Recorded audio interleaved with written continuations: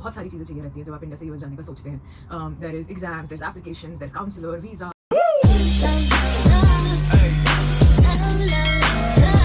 Hello dreamers and welcome to my first story time video. I'm very excited about this. मैं बहुत दिन से सोच रही थी कि मैं एक स्टोरी टाइम करूँ. मैं आप लोगों के साथ शेयर करना चाहती हूँ कि मेरी इंडिया से यूएस की जर्नी कैसी थी, मेरी यूएस जाने के बाद जर्नी कैसी थी, व्हाट ऑल आई फेस्ड, क्या एक्सपीरियंसेस थे, कल्चरल शॉक्स कैसे मिले थे मुझे यूएस में, बहुत सारी चीज़ें. There was so much, there is so much that I want to share with you guys. And इसीलिए मैंने अपने पिछले व्लॉग में आप सबसे पूछा था कि is there some specific topic जिसके बारे में आप चाहते हैं कि मैं बात करूँ. एंड ये @कीरे या क्रे, जो भी जैसे भी आपका नाम प्रोनाउंस करते हैं, I am very sorry if I am saying it wrong. He was gracious enough to comment. I am very thankful for your comment. It gave me the push कि मैं ये वीडियो बनाऊँ. सो जैसे कि मैंने आपको बोला, there is so much that is there जब आप एक एप्लीकेशन स्टार्ट करते हैं, जब आप सोचते हैं कि मुझे एक दूसरी कंट्री में जाना है. There is so much that you have to do for it. तो there are going to be sub parts to this topic. और मैंने पहले सोचा कि मैं आप लोग को एक इंट्रो टाइप का देती हूँ ताकि आप लोग को पता चले कि मैं इन वीडियोज़ में किस किस बारे में बात करने वाली हूँ. तो the first thing that we are going to start with, the first thing that any person does is counsellor meeting. तो counsellor meeting is the most important thing for most people, क्योंकि बहुत सारे लोग कंफ्यूज रहते हैं, मैं भी थी, कि मुझे कौन सी कंट्री जाना बेटर पड़ेगा, कौन सी कंट्री में मैं जो कोर्स करना चाह रही हूँ वो ज़्यादा बेनिफिशियल है, कहाँ ज़्यादा अपॉर्चुनिटीज़ है उस कोर्स की. एंड उस कंट्री में अगर मुझे जाना है तो कौन सी साइट पे जाना है, कौन सी कॉलेजेस टारगेट करनी है, क्या आपके स्कोर्स होने चाहिए, क्या आपको उस चीज़ों के लिए चाहिए. There is so much to do in that. The second thing that we are going to talk about are going to be exams. आप क्या एग्ज़ाम्स देते हैं, कौन सी कंट्री के हिसाब से क्या एग्ज़ाम्स दिए जाते हैं. मुझे वैसे ज़्यादा कंट्रीज़ का आइडिया है नहीं. I will tell you what exams I gave to go to the US and how I prepared for those exams. The third topic that we are going to talk about is वेस evaluation. आगे video में मैं आपको समझाती हूँ वेस evaluation क्या है, because that needs a little time. The fourth thing that we are going to talk about is our applications. कैसी आप लिस्ट बनाते हैं यूनिवर्सिटीज़ की, कौन सी यूनिवर्सिटीज़ में अप्लाई करते हैं, एप्लीकेशन फ़ीस क्या होती है, क्या आपको चाहिए एप्लीकेशन के लिए, कौन से डॉक्यूमेंट्स नीडेड होते हैं. The fifth thing that we are going to talk about is going to be how you start the things once you get accepted into a university. How things go जब आपको एक acceptance आ गया है, उसके बाद अब आगे की प्रोसेस क्या रहती है. Basically how you apply for the visa, all of those other things. And the last thing, the sixth thing that we are going to talk about is visa आने के बाद की प्रोसेस कैसी है और कौन सी फ्लाइट्स प्रेफरेबल रहती हैं अगर आप बाहर जाने का सोच रहे हैं और क्यों. There was a very specific airline that I chose जब मैं यूएस गई, एंड मैंने वो एयरलाइन क्यों चूज़ करी वो मैं आप लोग को बताऊँगी. So with that, let's get into our first topic. So counselor meeting is a very important part of the journey for most people. But fun fact guys, I never took a counselor.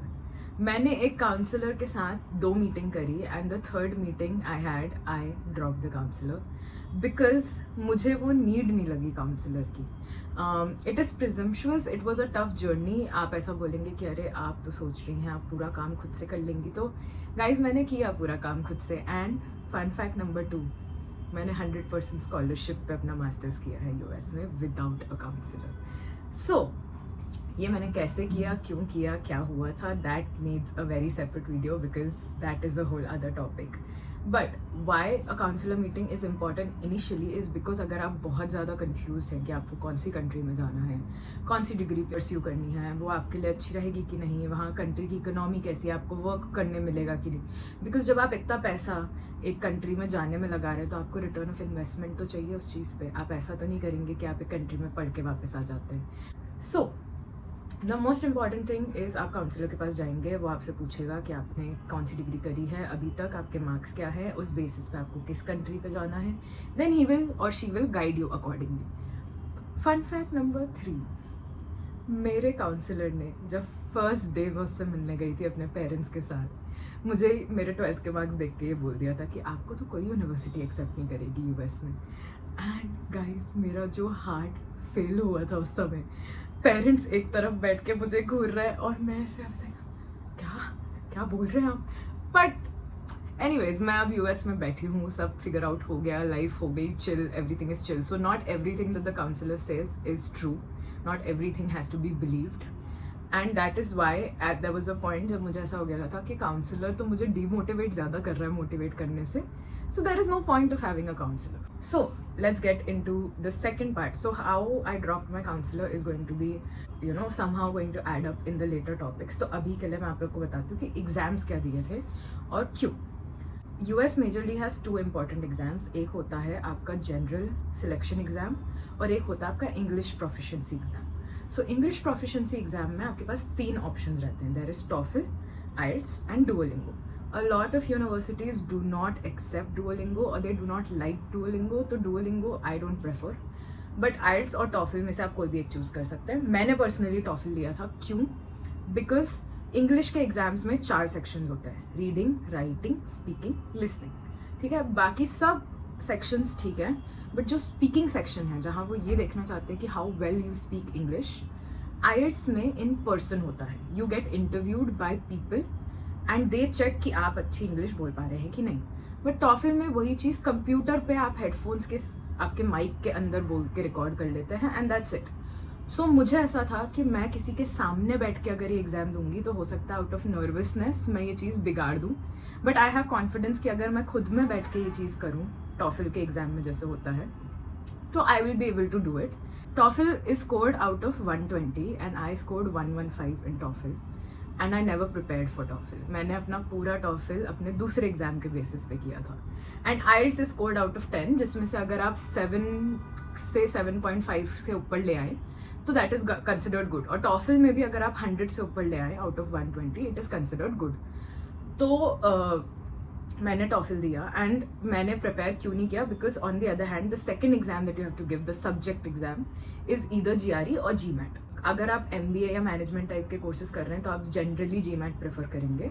But क्योंकि मैं science background से हूँ, मैं science degree में masters करना चाह रही थी, तो मैंने GRE दिया था. GRE has 2 things, maths, English. But GRE की जो इंग्लिश है वो टॉफल के इंग्लिश के कंपैरिजन में ऑलमोस्ट 5 to 6 टाइम्स ज़्यादा डिफिकल्ट होती है. तो अगर आप GRE के लिए अच्छी प्रेप कर ले ना, लाइक 70-75% भी प्रेप कर ले GRE के लिए, सो टॉफल तो आपका ऐसे ही निकल जाएगा. And maths is very easy, it's basic. जो आपका 11-12 तक का जो मैथ्स होता है वही आपको GRE में पूछा जाता है. तो GRE was also not that hard. GRE is scored out of 340. उसमें से अगर आपको 310, 320 आ जाता है तो that is considered a good score. I personally got 307. So I have a print out. This is the printout of my GRE scores. I will show you guys. So verbal section is English, ठीक है. Quant section is maths and analytical section is writing. English writing मतलब essay writing basically. So मुझे आए थे verbal में 148, quant में 154 और analytical में 3.5. तो वो सब मिला के अराउंड 307 मार्क्स मुझे आए थे, जो उस समय मुझे ऐसा लगा था कम है, बट ठीक है, आपको कुछ मॉडरेट यूनिवर्सिटीज़ में इस बेसिस पे एडमिशन मिल जाता है. टॉफल का मेरे पास प्रिंट आउट नहीं है, वरना मैं आप लोग को ज़रूर दिखाती. So anyway, after the exams, once you are done with your exams, ये सब क्लियर आउट हो जाता है. उसके बाद the next thing that you go to is वेस इवैल्यूएशन. सो वेस इवैल्यूएशन में बेसिकली आपने जहाँ से भी बैचलर्स किया है, आपके बैचलर्स अगर 3 साल का है, जो कि इंडिया में बहुत कॉमन है, मैंने BSc किया है तो मेरा बैचलर सिर्फ 3 साल का है, बट US में बैचलर्स मैंडेटरी 4 साल का होता है.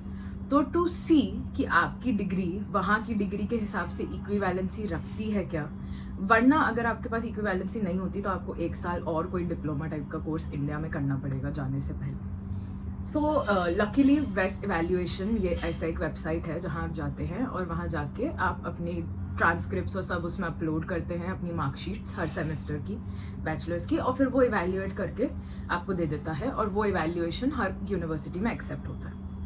सो मैंने वैसे वैल्यूएशन करवाया एंड थैंकफुली मेरा 4 साल इक्विवेलेंसी आ गया, तो मेरे को एक एक्स्ट्रा ईयर करने की ज़रूरत नहीं पड़ी थी. बट ऐसा कभी कभी होता है, बहुत रेयर होता है, बट ऐसा कभी कभी होता है कि आपको एक एक्स्ट्रा साल करना पड़े.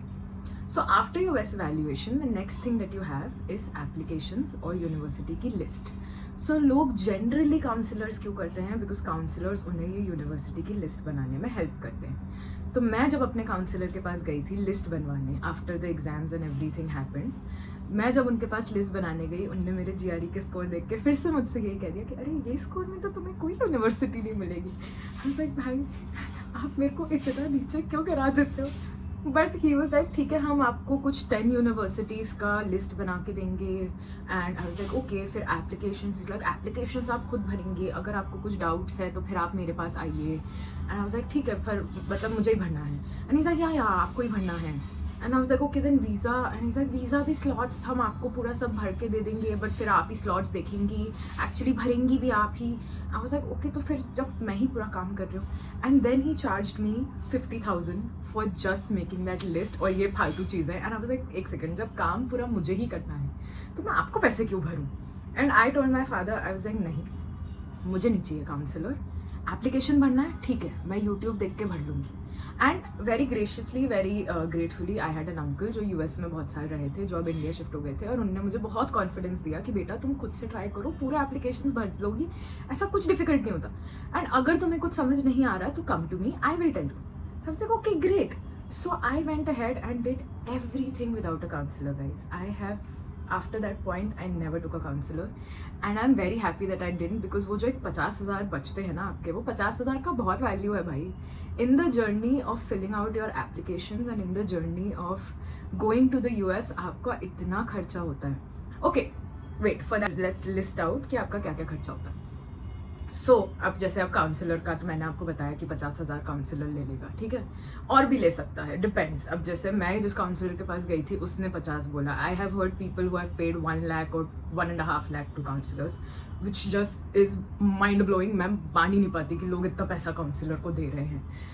उससे अच्छा तुम एप्लीकेशंस नहीं भर लो और कॉलेजेस की, या वो पैसा अपनी टिकट में लगा देना फ्लाइट की. But anyway, to everyone their own. I don't question anybody's decisions. So counsellor के 50,000, ठीक है. उसके बाद GRE और टॉफिल का जो पैसा लगता है. सो जब मैं ये सब कर रही थी, जब मैं यूएस जा रही थी, जब मैं प्रेप कर रही थी यूएस जाने का, तब 2021 था and Covid just ease out हुआ था. बहुत सारी यूनिवर्सिटीज़ ने वेव ऑफ भी कर रहे थे उस समय ये सब एग्जाम्स, तो पर मेरे को समहाउ कोई वेव ऑफ मिला नहीं किसी में भी. So I gave all the exams. And also I forgot to tell you one thing, there is this thing कि टॉफिल और GRE के जो एग्जाम के स्कोर्स होते हैं वो डायरेक्टली यूनिवर्सिटी को वो वेबसाइट से भेजने पड़ते हैं. तो 5 यूनिवर्सिटीज़ का फ्री ऑप्शन मिलता है इनिशियली. जैसे ही आप भर रहे होते हैं ना, रजिस्टर कर रहे होते हैं एग्जाम के लिए, तब आपको 5 यूनिवर्सिटी सिलेक्ट करने का ऑप्शन दिया जाता है जिनमें आप ये स्कोर्स भेजना चाहते हैं. वो 5 के अलावा अगर आपको किसी को भी वो स्कोर्स भेजने हैं तो GRE के $20 और टॉफिल के $20 अलग से लगते हैं. सो कंसिडरिंग ऑल दैट, अब मैं यूनिवर्सिटीज़ को इन द मिड्स नहीं अभी काउंट कर रही हूँ, बट आप मान लीजिए अगर आपको $20-40 एक यूनिवर्सिटी को वो स्कोर्स भिजवाने में लगेंगे, आपको अगर 8-9 यूनिवर्सिटीज़ के भी एप्लीकेशन भरना है, तो जो बची हुई 4-5 यूनिवर्सिटीज़ आएंगी उनको आपको खुद से भरना है. सो 5 into 40 $200 कुछ उसी में जाएंगे, ठीक है. अब जब मैंने टॉफिल और GRE दिया था उस समय GRE कॉस्टेड मी $160 एंड उस समय का एक्सचेंज रेट वॉज 73. सो मुझे कुछ 13,000 रुपीज़ लगे थे GRE के लिए, और उस टॉफिल उस समय वॉज आई थिंक 120 या 140, कुछ 120 या 140, आई थिंक 120. तो उसको एक्सचेंज रेट करो तो अराउंड 10,000 टॉफिल के लगे थे. तो टॉफिल और GRE मिला के मेरे कुछ 26-27 हज़ार लग गए थे. और उसके अलावा जो भी यूनिवर्सिटीज़ को मैंने अलग से GRE टॉफिल भेजा था उसका जो $200 था into 73 at that time is around 30,000 rupees. So around 55-56,000 rupees आपके ये एग्जाम्स में चले जाते हैं. सो अब काउंसलर इसका मिला के आपके 1.5 लाख तो हो चुके हैं, नहीं 1,05,000 के आसपास हो चुके हैं.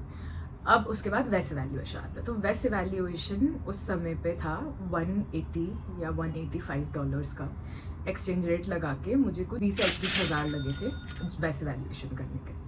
तो वो एक आप एक्सपेंस जोड़ लीजिए, ठीक है. I will keep adding the expenses here, so you will keep seeing the expenses. I don't want to confuse you guys and confuse myself, क्योंकि अगर अभी मैं मैथ्स करने बैठी ना तो भाई पूरा टाइम तो उसी में ही चला जाएगा. गाइज मेरी मैथ्स बहुत बेकार है. एंड उसके बाद then you fill out the application. So if you are targeting मान लो 8 यूनिवर्सिटीज़ में अगर आप एप्लीकेशन डालना चाहते हो, तो all universities will charge you somewhere around $50 to $100 for पर एप्लीकेशन पर यूनिवर्सिटी. तो अगर मैं 8 यूनिवर्सिटीज़ का मान लूँ कि 50 लिए, seeing the minimum amount if I take 50, पर मैंने ऐसी यूनिवर्सिटीज़ भरी थी जिनने $100 लिए थे मुझसे. सो 50 काउंट करके भी अगर आप 8 यूनिवर्सिटीज़ लो तो $400 उसमें जाएंगे. तो मान लो आपके 1-8 लाख तो सिर्फ एप्लीकेशन में ही जा रहा है. इवन बैचलर्स की आपकी जो कॉलेज रहती है उसको आपको कुछ पैसे देने पड़ते हैं for all the documents that you need. तो considering everything, it takes you around 2 to 2.5 lakhs just to do the prior application process. उसके बाद वीज़ा और सब फ्लाइट वो सब तो बाद में आएगा. ट्यूशन फीस जो भी होगी आपकी यूनिवर्सिटी की वो सब बाद में आएगी. This video has become super long and I don't want to bore you guys with my blah blah blah blah. तो let's make another part and I will tell you कि applications भरने के लिए यूनिवर्सिटीज़ में आपको क्या क्या documents चाहिए रहती हैं, क्या जनरल चीज़ें एप्लीकेशन में पूछी जाती हैं, और एप्लीकेशन का कितनी जल्दी आपको रिप्लाई आ सकता है, रिवर्ट आ सकता है कि आप एक्सेप्ट हुए, रिजेक्ट हुए, क्या हुआ आपके साथ, कहाँ आता है, कितना एक्सेप्टेंस रेट मेरा था, मैंने कितनी यूनिवर्सिटीज़ में अप्लाई किया, मैंने लिस्ट कैसे बनाई यूनिवर्सिटीज़ में अप्लाई करने की, और उसके बाद फिर हम वीज़ा प्रोसेसेस और फ्लाइट्स और सब की बात करेंगे. So that's it for this video. I hope you enjoyed it. अगर आपको ऐसा लगता है कि मैंने कोई भी चीज़ मिस आउट करी या you need extra information on anything that is mentioned in this video, please let me know in the comments and I will clear all your doubts. I will make a separate video for you guys and explain everything to you. And if you do want to talk to me one on one और आपको ऐसा लग रहा है कि आपको मेरे से information चाहिए है, I might not be able to give it to you in a video. My Instagram is mentioned in the description of this video. And you can hit me up on Instagram. आप DM कर दीजिए मुझे and हम वहाँ पे भी आके बात कर सकते हैं. बट अगर एक जेनेरिक क्वेश्चन है और आपको ऐसा लगता है कि आपकी ये क्वेश्चन से दूसरे लोगों को भी बेनिफिट होगा, तो please put it down in the comments. I want to help everybody with this information. I think मैंने बहुत सारे यूट्यूबर्स देखे थे जब मैं अपना प्रोसेस कर रही थी, but I think even YouTubers in the trend of making small videos and you know making multiple videos sometimes forget to give you the minute detail of things. So that is what I am planning to do. तो मैं नहीं चाहती कि कुछ भी चीज़ miss out हो जाए. आपको जो भी डाउट्स हैं, जो भी चीज़ें आपको पूछनी है, put it down in the comments and I see you in part 2 guys. Bye.